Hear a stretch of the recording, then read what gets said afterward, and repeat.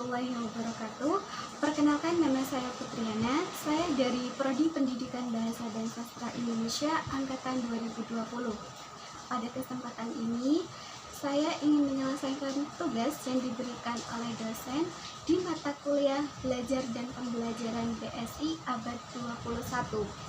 Pada materi yang kedua ini, saya ingin menjelaskan 3 poin penting dalam mata kuliah Belajar dan Pembelajaran. Yang pertama, saya ingin menjelaskan mengenai konsep minat belajar. Kedua, macam-macam dan ciri-ciri minat. Dan yang ketiga, pengaruh minat terhadap kegiatan belajar siswa.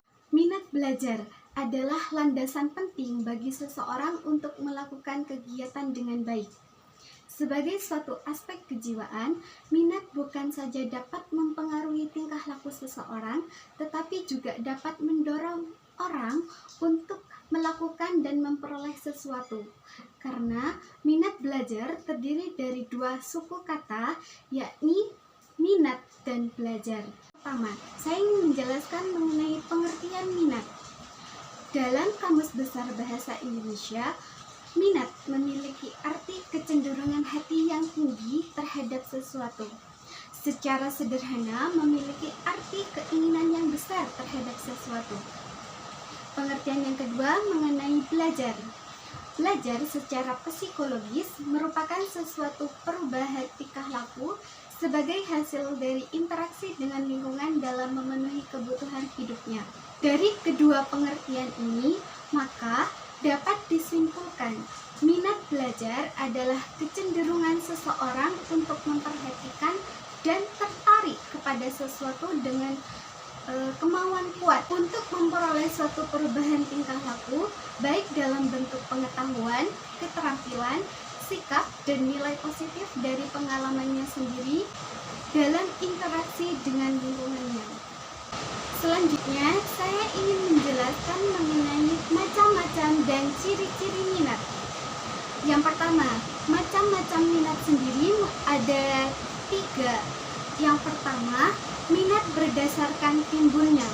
Maksudnya, minat di sini ada minat primitif, yaitu rasa senang dan kebebasan berkreativitas.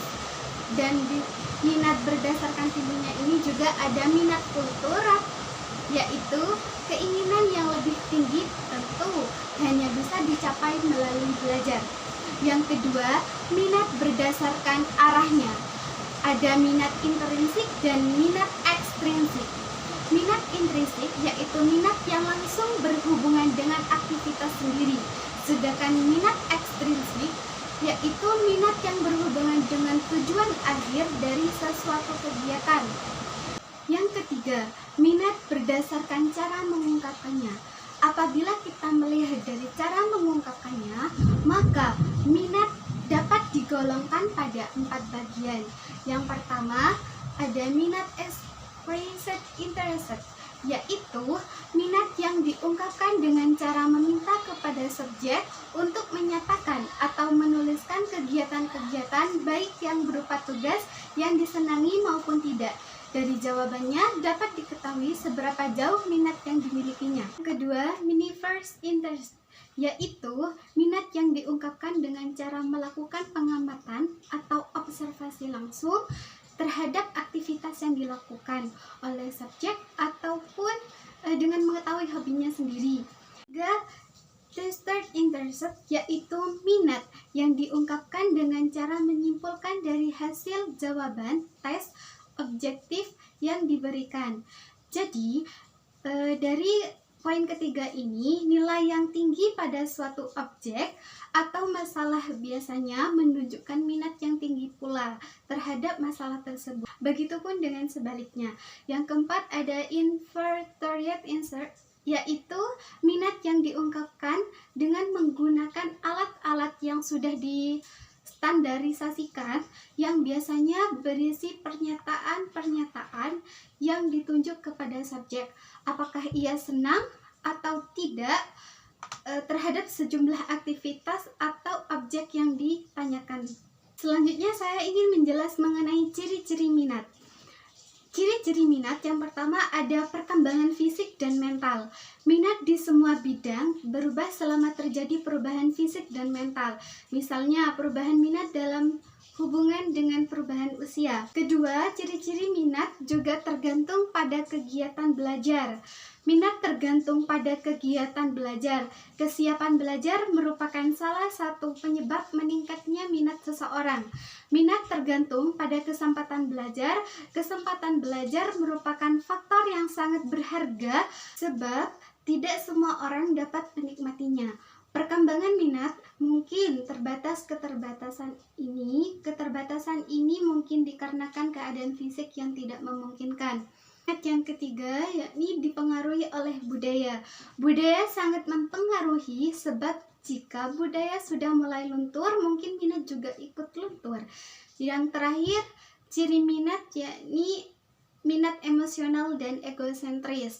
Minat yang berhubungan dengan perasaan, sedangkan minat egosentris berhubungan dengan perasaan senang, namun ketika dia sangat menyukai sesuatu sehingga timbullah hasrat untuk memilikinya. Untuk menumbuhkan minat sendiri ada beberapa faktor yang mempengaruhi timbulnya minat itu pada seseorang.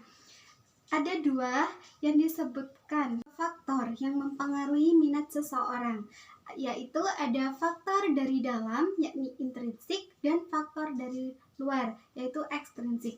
Yang dimaksud dengan faktor dari dalam intrinsik yaitu berarti bahwa sesuatu perbuatan memang diinginkan karena seseorang senang melakukannya. Di sini minat datang dari diri orang itu sendiri. Orang tersebut senang melakukan perbuatan itu demi perbuatan itu sendiri. Contoh yang dimaksud faktor internal ini yakni cita-cita. Setiap manusia pasti memiliki cita-cita di dalam hidupnya, termasuk para siswa. Cita-cita juga mempengaruhi minat belajar siswa. Bahkan, cita-cita juga dapat dikatakan sebagai perwujudan dari minat belajar seseorang dalam prospek kehidupan di masa yang akan datang, sehingga cita-cita ini senantiasa dikejar dan diperjuangkan. Yang kedua, ada motivasi. Nah, motivasi belajar seseorang akan semakin tinggi apabila disertai motivasi, baik yang bersifat internal maupun eksternal. Menurut D.P. Tampu Bolon, minat belajar merupakan perpaduan antara keinginan dan kemauan yang dapat berkembang jika ada motivasi. Yang kedua, belajar. Minat belajar dapat diperoleh melalui belajar, karena dengan belajar, siswa yang awalnya tidak menyenangi suatu pelajaran tertentu, lama-kelamaan akhirnya bertambah pengetahuan mengenai pelajaran tersebut. Minat belajar pun tumbuh sehingga ia akan lebih giat lagi mempelajari pelajaran tersebut. Dan untuk meningkatkan minat belajar maupun motivasi siswa, yakni hal yang paling utama adalah faktor bahan pelajaran. Bahan pelajaran ini faktor yang dapat membangkitkan dan merangsang minat belajar. Ada faktor yang bahan pelajaran yang akan diajarkan kepada siswa. Bahan pelajaran yang menarik minat belajar siswa akan sering dipelajari oleh siswa yang bersangkutan. Begitupun juga sebaliknya, bahan pelajaran yang tidak menarik minat siswa tentu akan diabaikan oleh siswa. Sebagaimana telah disinyalir oleh Slameto bahwa minat belajar mempunyai pengaruh yang sangat besar terhadap belajar. Kenapa? Karena apabila bahan pelajaran yang dipelajari tidak sesuai dengan minat belajar siswa, maka siswa tidak akan belajar dengan sebaik-baiknya karena tidak ada daya tarik bagi siswa. Selanjutnya yaitu bakat. Melalui bakat, seseorang akan memiliki minat belajar. Ini dapat dibuktikan dengan contoh. Apabila seseorang sejak kecil memiliki bakat menyanyi, secara tidak langsung ia akan memiliki minat belajar dalam hal menyanyi. Jika ia dipaksa untuk menyukai sesuatu yang lain, kemungkinan ia akan membencinya atau merupakan suatu beban bagi dirinya. Oleh karena itu, dalam memberikan pilihan baik sekolah maupun aktivitas lainnya sebaiknya disesuaikan dengan. Yang ketiga, saya ingin menjelaskan mengenai pengaruh minat terhadap kegiatan belajar. ada 3 yang saya ingin jelaskan pengaruh minat terhadap kegiatan belajar ini. Pertama, siswa akan belajar dengan sungguh-sungguh. Kedua, minat akan memudahkan pemusatan pikiran siswa pada pelajaran.